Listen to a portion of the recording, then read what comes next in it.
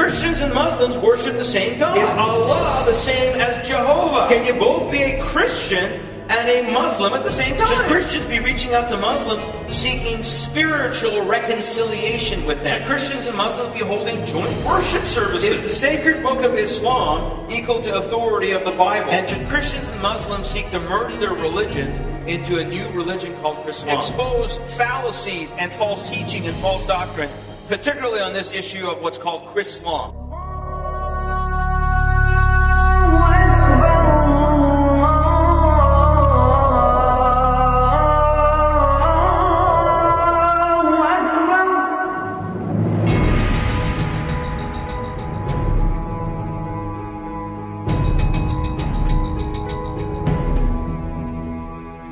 They're taught that the only guarantee is they're supposed to die for Allah. I was taught the same thing.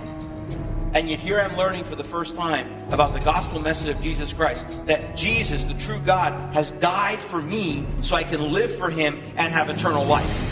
I'll tell you one thing was very clear to me. These are not the same God. As much as we want to reach Muslims with the gospel of Jesus Christ, as much as I want to rescue Muslims from the darkness of Islam, at the same time, as a pastor, my heart is for the church of Jesus Christ, for the bride of Christ. And I don't want to see one person in the church deceived. The church is confused about it. If you don't want to submit to Islam, you're not at peace with Islam.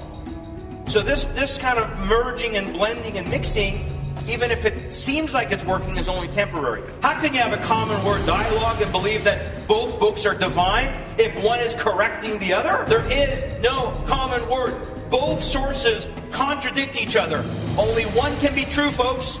Only one can be divine truth. And if any Muslim is watching this video, by the way, or if you have Muslim friends out there, this is what we need to tell them.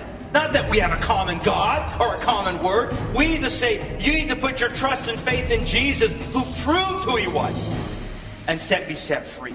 So you can have the confidence to know where you're going for an eternity. Do you know that these Muslims in their prayers, many of them don't know, they're actually saying in their prayers, Allah has no son? They're actually denying Christ in their daily prayer. Missionaries are saying, Muslims, listen, you can believe in Jesus Christ and remain a Muslim or stay in your Muslim community. Go to the mosque, do your daily prayers. And yet in their daily prayers they're denying Jesus Christ. What are we telling them? How can it be? It denies the crucifixion. Well, if it denies the crucifixion, it must deny the resurrection. There can be no resurrection, no crucifixion, no resurrection, no Christianity. Have I not taught you tonight that the Muslims believe and the Quran teaches that the Bible is corrupt? That we shouldn't be saying that God has a son? And what do? We accommodate them. We change our Bible so they don't get offended. The young gal who gave me a tape to listen to with the gospel message, the crucifixion and resurrection, I told her to her face, you know what, this offended me.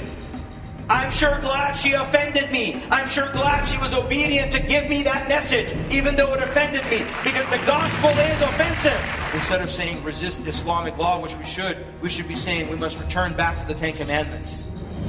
We must return back to the laws that this nation was founded upon, the laws of God. And of course, America better wake up soon, but the church has to wake up. The church of Jesus Christ has to wake up.